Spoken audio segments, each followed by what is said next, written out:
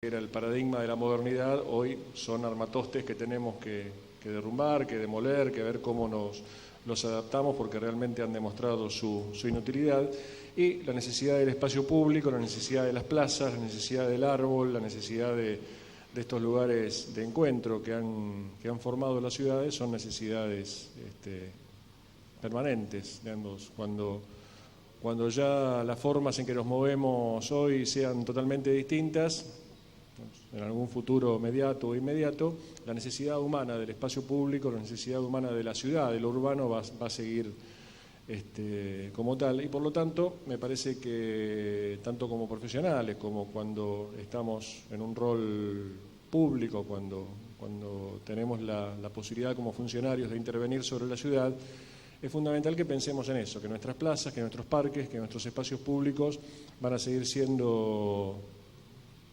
ad eternum, mientras dure la humanidad, mientras dure el mundo, van a ser los lugares que van a definir la historia de la ciudad, y que las formas de movilidad pasan y se van transformando. Creo que ese congreso ha sido muy importante en este sentido. Creo que además que esta hermosa ciudad de Santa Fe realmente está en un momento en que necesita repensar su movilidad, repensar su espacio público y sobre todo repensar algo que ha estado presente tanto en la conferencia de hoy de Manuel como en la de ayer de Andrés, que es esta relación entre infraestructura, medio ambiente, movilidad y espacio público, que es prácticamente lo que define una ciudad.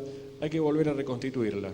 Digamos, como arquitectos hemos criticado muchas veces esta cuestión del urbanismo moderno, del movimiento moderno, de la separación de funciones, digamos, de que en un lado se trabaja, en otro lado se vive, en otro lado se comercia, y todo eso se relaciona a través de una cuarta función que es la del transporte. Pero además de esta separación, me parece importante reflexionar como arquitectos, y también sé que hay en la sala y hay en los medios de difusión que le han dado una importancia como la que tiene este congreso.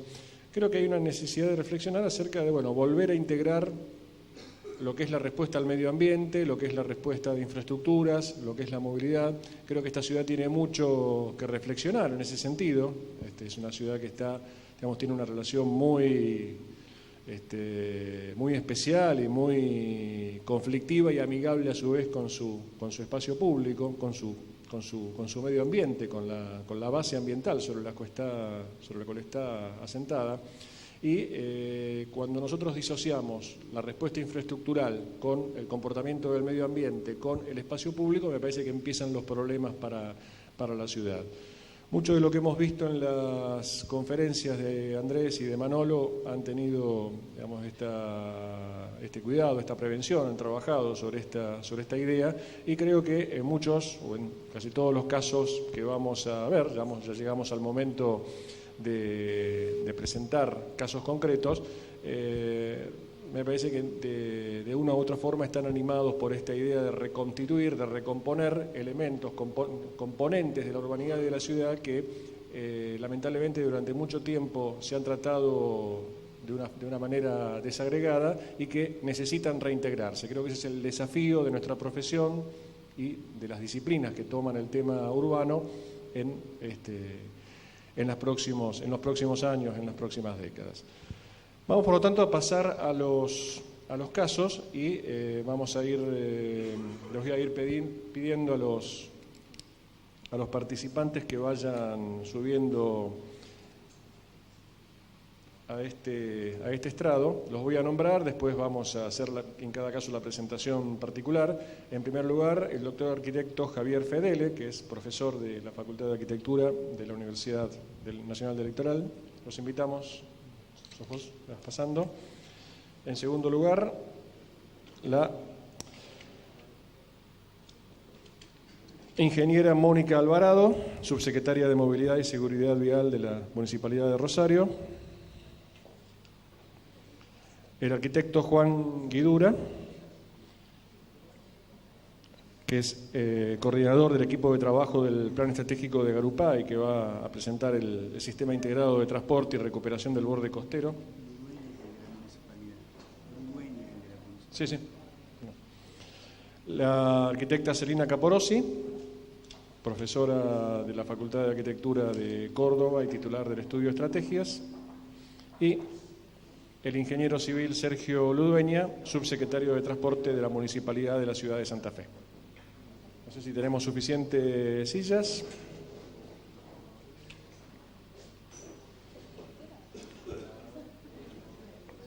Bueno, yo me gané un aplauso sin haber dicho nada, así que creo que ellos también merecen un aplauso previo.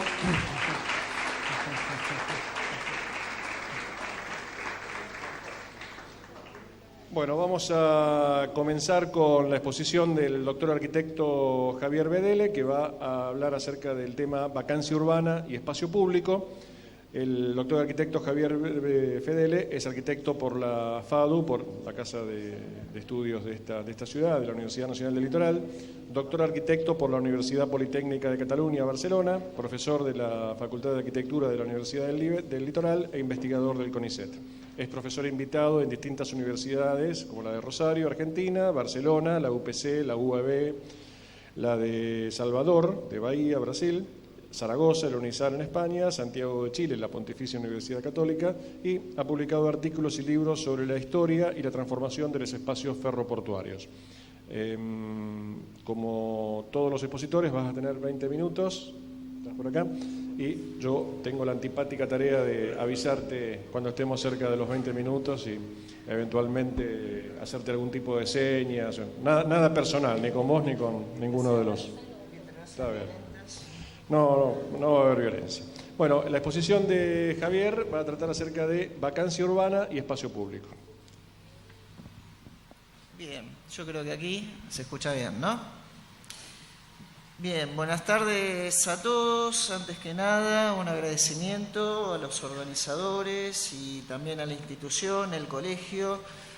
Yo recordaba, y de esto hace varios años, cuando era estudiante, hay jornadas sobre la ciudad y que paulatinamente, no sé, se fueron diluyendo, con lo cual volver a generar un ámbito de debate, de intercambio, creo que es absolutamente necesario. Sobre este punto volvería sobre el final, pero no quería dejar de celebrarlo. ¿Sí? ¿Se escucha? Ahí va mejor. No quería dejar de celebrarlo. El título un poco que surgió es alrededor de las vacancias urbanas, es un tema que de alguna manera he venido trabajando. Tiene una relación con la movilidad, porque luego de haberlo trabajado y principalmente en las viejas instalaciones ferroportuarias que dejaban de tener un uso, habían perdido su funcionalidad primaria, había que encontrarles otro uso, y esto generaba una gran expectativa que luego encontraba dificultades para activarlas programáticamente a esos espacios, ¿no?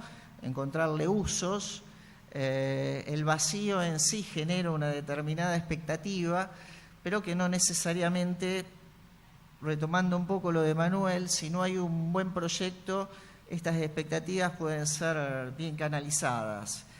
Y de hecho la movilidad es una activación programática importante, y más en ciudades como las nuestras, con las dinámicas que hay. El concepto de vacío, de vacancia, que de alguna manera tuvo bastante fuerza en los 90, un poco en un origen francés, el afamado Paul Virilio ha llegado a mencionarlos, aunque relacionado con algunas cuestiones. Luego, en aquel famoso congreso de la UIA, de la Unión Internacional de Arquitectos, en Barcelona en el 96, Ignacio Solá Morales lo pone al Terrambach, ¿no?, como una de las categorías interpretativas de la condición urbana contemporánea, entre 5, una de ellas. Y en el ámbito proyectual generó, de alguna manera, expectativas que a lo largo del tiempo no fueron, se podría decir, del todo cubiertas. Quedó remitido más a un ambiente artístico, De hecho, aún hoy fotografías de estos lugares desocupados siguen teniendo una gran importancia. Hoy hay en estos días una exposición en la Fundación Cartier de París de fotografías del cineasta David Lynch sobre espacios industriales desocupados en Europa y en Estados Unidos. E Ignacio Solá Morales planteaba justamente cómo preservar esta condición de vacío, digamos. Por momentos estaba esta expectativa de esa activación problemática, de esa reinserción en los espacios primarios de la ciudad, el de darle una determinada accesibilidad, pero sin perder esa condición de vacío, porque de alguna manera eran lugares donde la ciudad programada, la vida programada por el marketing, por la economía, por los técnicos, retomando de nuevo un poco la excelente exposición de Manuel, de alguna manera organizaban los espacios de tal manera y lo ocupaba que se perdía cierto contenido de memoria, cierto contenido de urbanidad que de alguna manera se estaba vislumbrando que se empezaba a perder por las condiciones de producción de la ciudad.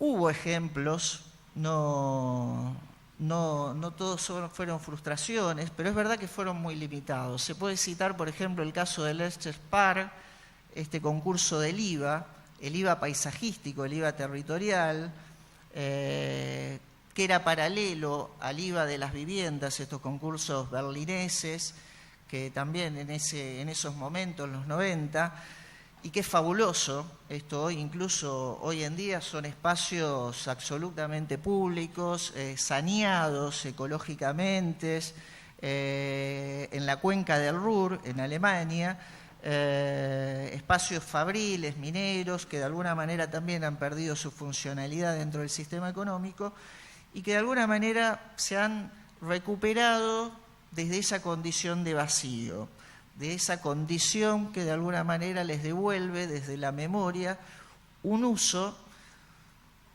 con la universalidad y la libertad que de alguna manera podríamos definir por antonomasia al espacio urbano o al ideal de vida en un entorno habitado. Hay que reconocer, es un caso un poco especial, los presupuestos eran muy altos porque había que sanearlo ecológicamente, estaba muy mal, había sido un poco el corazón industrial de Alemania, los suelos habían quedado muy mal, el suelo se podía usar poco, también es verdad, por esta cuestión. Entonces, esto de alguna manera pudo ser realizado, pero paralelamente iban avanzando otras condiciones, otras determinaciones en los procesos de construcción de la ciudad, la coproducción público-privada del espacio urbano de alguna manera se estaba imponiendo, y aquí alguna de las cuestiones de Manuel que me hizo recordar sobre Barcelona y la época olímpica de Barcelona. Yo creo que el caso de Barcelona es muy interesante para evaluarlo en su evolución, digamos, ¿no?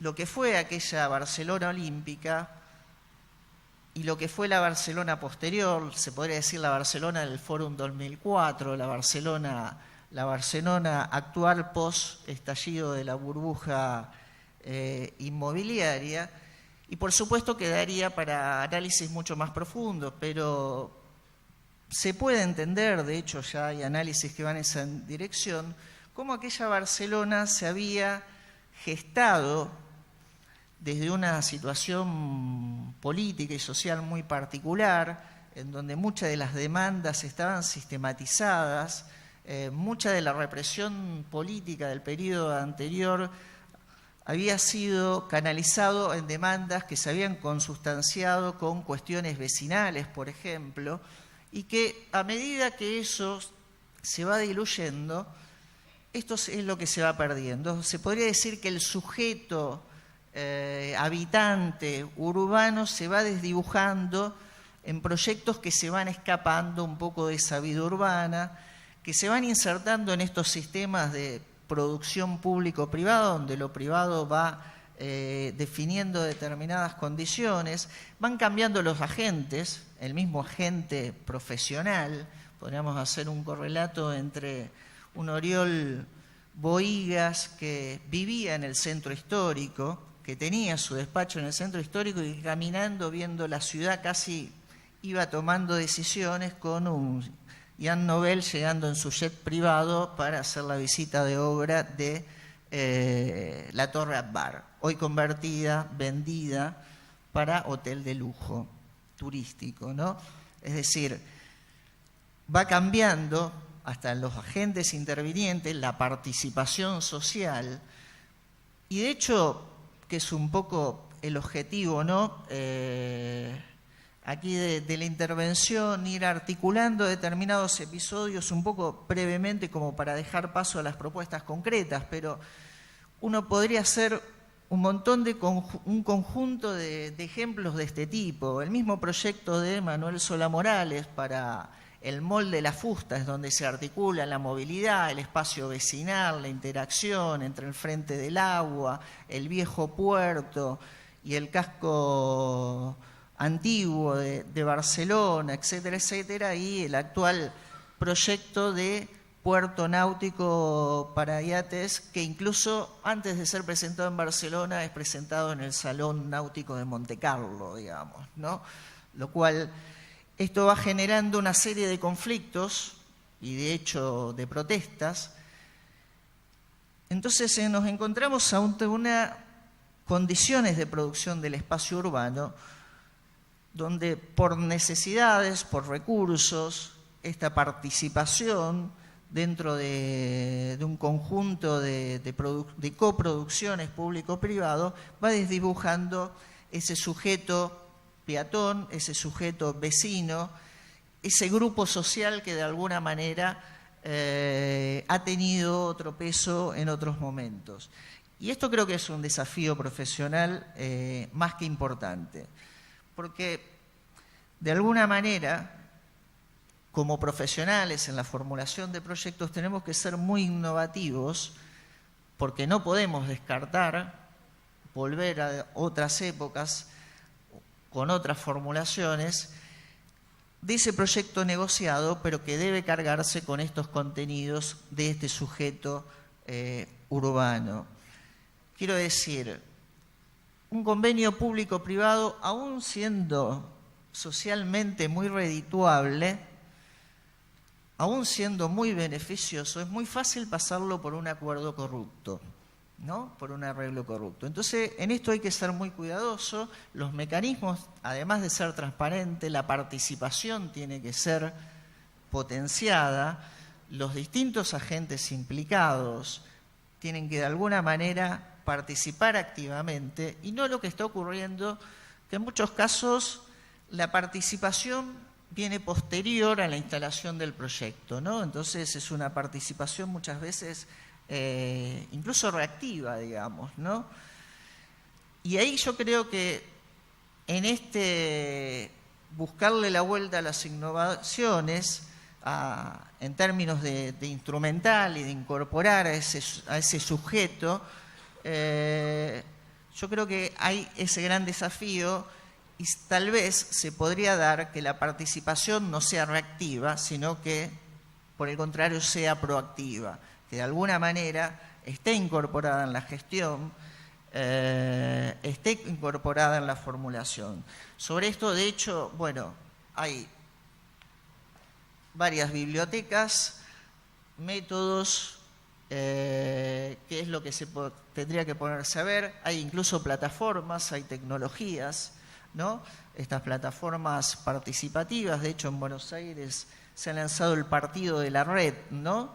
En donde a partir de una plataforma digital se puede conocer demandas, sugerencias, opiniones, formulaciones, posiciones de sectores mucho más amplios que a través de los métodos tradicionales. Pero en cualquier caso es poner esta dirección. Y que de hecho esto en muchos ámbitos se está debatiendo, porque ¿cuáles serían los beneficios, los inconvenientes, que incluso a flor de piel siempre terminan saliendo? Que estos métodos son dilatorios, que estos métodos puedan resultar inconvenientes, que de alguna manera la acción no solo se ralentiza, sino que muchas veces se detiene, pero en la teoría política administrativa cada vez esto se está ajustando y se está midiendo más, que muchas veces es más costoso un proyecto que tiene una reacción en contraria que hay que superar, que si de alguna manera esa acción se va a demorar.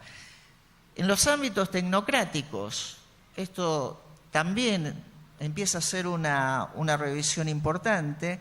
Se hablaba en el ámbito científico de un modelo de triple hélice siempre, ¿no?, entre gobierno, capital y conocimiento, generalmente de los ámbitos científicos, universitarios, y de hecho se está pasando y se está hablando últimamente ya de un modelo de cuádruple hélice.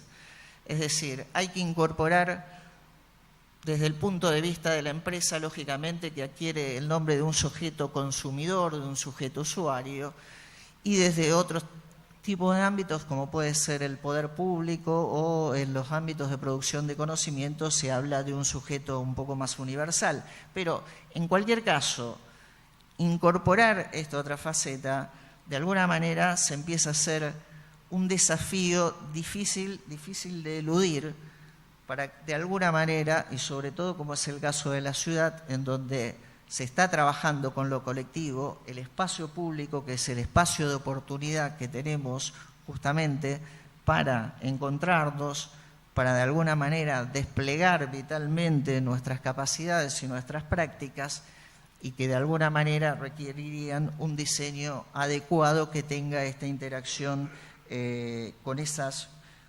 prácticas. Desde ese punto de vista, creo que se me ocurre que es uno de los principales desafíos, que tiene que ver también con una condición y un estado de situación global, pero más particularmente creo que lo es en el plano local.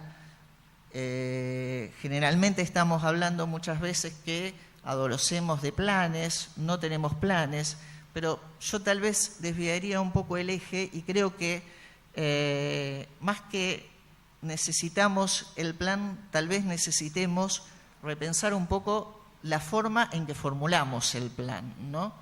Y yo creo que ahí tal vez es que podamos destrabar mejor los planes que de alguna manera estamos añorando, casi se podría decir, y nosotros es muy fácil para los técnicos caer en esto, de forma tecnocrática. Sí, ya me lo imaginaba.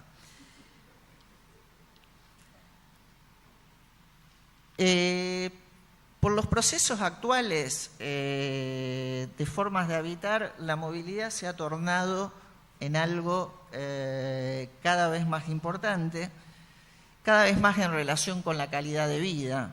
Por eso actuar sobre esos aspectos de alguna manera va a tener un impacto muy fuerte sobre las tan mentadas calidades de vida, y creo que siendo el transporte, la movilidad, el traslado como una parte inherente a esas cuestiones de articulación, inevitablemente siempre van a estar en el centro del debate. Los proyectos ya no pasan inadvertidos, ni en Estambul, ni en Barcelona, y ni siquiera en Santa Fe. Por eso la información que se pueda dar sobre ellos, la participación que se pueda incorporar en ellos, va a ser muy importante en función de esa calidad de proyecto. Tan así que algunos ya empiezan a hablar de gobernabilidad. Si no se administran adecuadamente estos conflictos, el problema no solo es ya de la ciudad, sino que empezamos a pasar a un problema de gobernabilidad. Con lo cual está dando cuenta de la importancia sobre lo que estamos trabajando y los desafíos a los que estamos expuestos.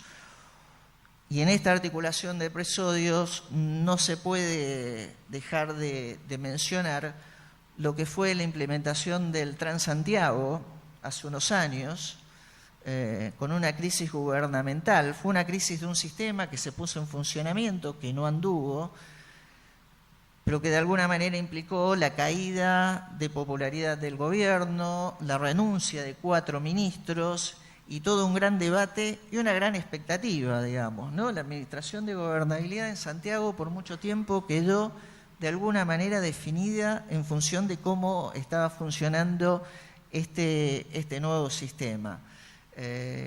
Creo que no hay que esquivar a los desafíos, sino de alguna manera enfrentarlos con las capacidades y con las voluntades inclusivas lo más amplia posible, ensanchando las bases de análisis. Gracias y los dejo con las propuestas más específicas de los próximos meses.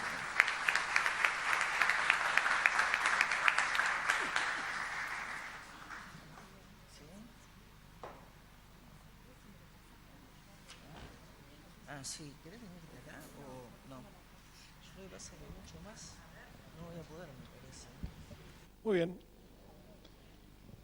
La siguiente exposición está a cargo de la ingeniera Mónica Alvarado, que es subsecretaria de Movilidad y Seguridad Vial de la Municipalidad de Rosario. Es también directora del Ente de la Movilidad de Rosario y directora